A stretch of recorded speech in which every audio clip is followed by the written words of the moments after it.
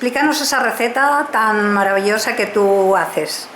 Bueno, esta receta se compone de verduras y patata. Es un brazo de gitano.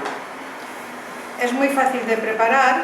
Yo, como me gusta investigar, lo hice investigando cositas y que quedó bueno y lo repito bastantes veces. Tienes que coger las verduras, pones una zanahoria, calabacín, berenjena, puerro y todo esto lo pochas un poco, sin que se haga demasiado.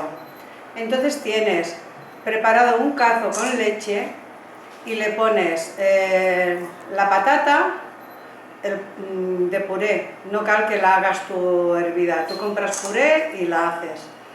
Le pones pimienta, le pones sal y un poquito de mantequilla. Y esto le vas dando vueltas hasta que se queda espesito para poder trabajarlo. Entonces extiendes un trapo o papel de film y pones encima la pasta de patata.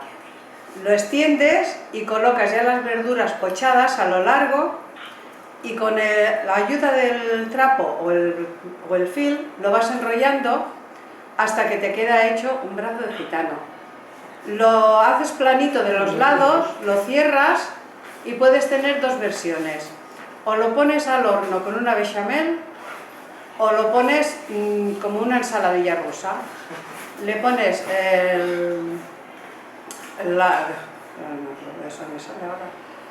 le pones la mahonesa y entonces lo decoras como quieras.